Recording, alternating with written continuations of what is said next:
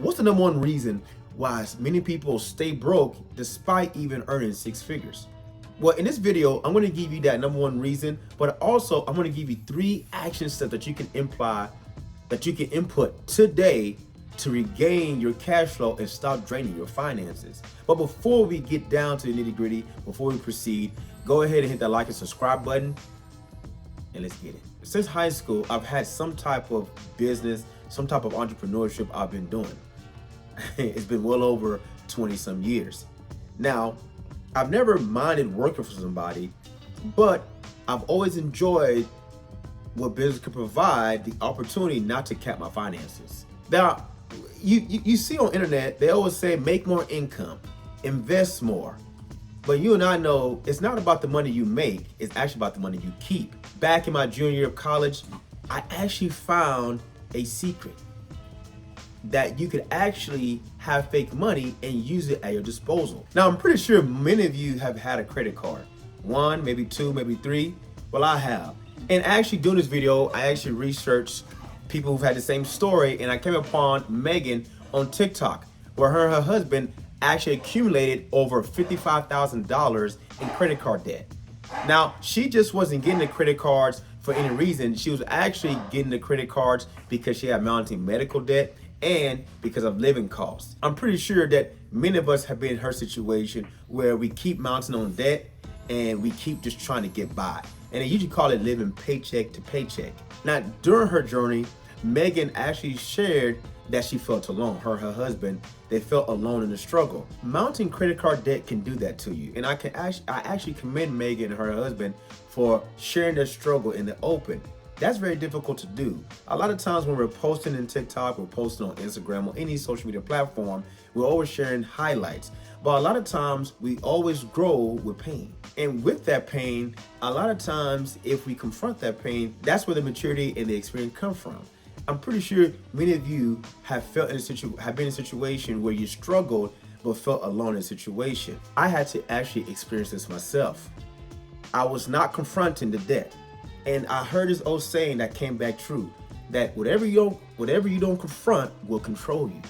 Well, my credit card debt was controlling me. It was keeping me up at night. When I first started my business, I would get in situations where I would supplement what I thought I was gonna make and just charge it. That was my habit. And even when things were going well, which they have, the debt will still be there. So even if I made $100,000, if I was still carrying $50,000 worth of installed high interest debt, I was really still broke. Because after you take out the expenses for the credit card debt, you still have your monthly expenses, what you're gonna eat, your car payment, if you have kids daycare, you have the activities, vacations, things that you wanna do.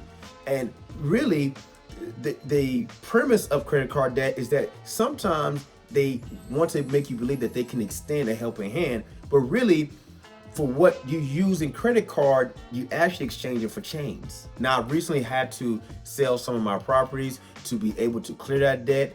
And as soon as I started paying that debt off, I started feeling a weight come off. What are the 3 things I did to slay my Goliath? The first thing I did was you have to know your total amount of debt. What I did was I actually created a budget sheet that outlined each credit card and the total amount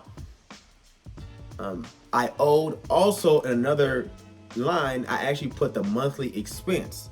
So I knew how much I was paying monthly, but I also put what I had to pay off. And what happened was I stopped shooting in the dark and I actually shone light on the bullseye of that debt. And what ended up happening was I became very clear on what I was doing month in and month out. And I also became clear on what I need to do to get rid of that particular credit card. And that was very important for me because before I would kind of operate in a sense of being naive where if I was paying the minimum, I was just fine. But that is not how high interest debt works. High interest debt works by building leverage against you. See, if you only pay the minimum, then what you're doing is you're feeding into the interest that's going against you. So what I implore you to do right now is to stop using your credit cards now. Like Albert Einstein said, Compound interest is the eighth wonder of the world. The one who understands it earns it. The one who doesn't understand it pays it. And this was very difficult for me to understand. When I first got my credit card, I was a young man who was just trying to figure out life. And then as I got older, I started understanding that I had built a belief that had created habit that was producing patterns that even though I was making money, I was almost shoveling dirt on an open hole. And what I had to do, I had to stop digging. And then I had to start doing this third thing I'm going to tell you.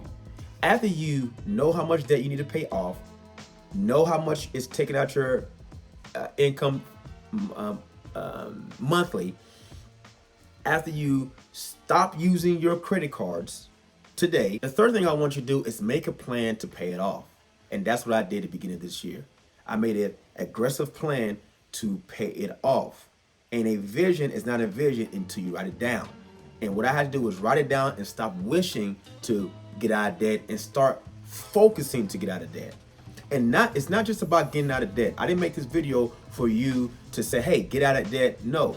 Also, while you're paying that debt down and you make a plan, start building skills that you can stack that can produce more cash flow for you.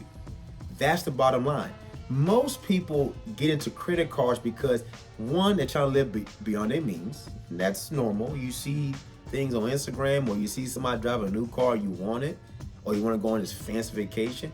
Or some people get into a bind and they turn and get into that credit card debt, get into that high interest debt, and have intentions of paying off, but because of what they're making at their current job, they're not able to actually pay above the minimum or pay it off.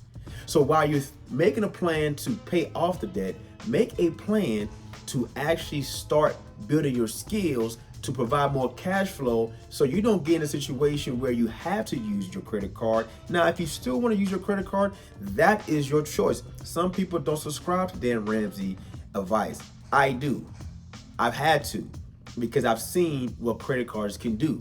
It's suffocating. It puts you in a situation where it takes away your peace. I'm going to read Proverbs chapter 22, verse 27, and it clearly says, and this is the Amplified version, if you have nothing with which to pay, in brackets, another's debt when he defaults, why should his creditor take your bed from under you? Basically, it's saying that if you don't have money to pay your credit card, why are you charging it?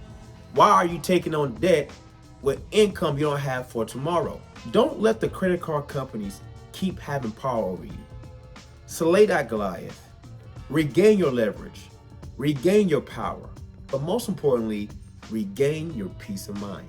Now, I've actually created a debt to cash flow spreadsheet that you can track the debt that you are currently paying off, but also track the skills that are increasing your cash flow. And this is absolutely free, no strings attached.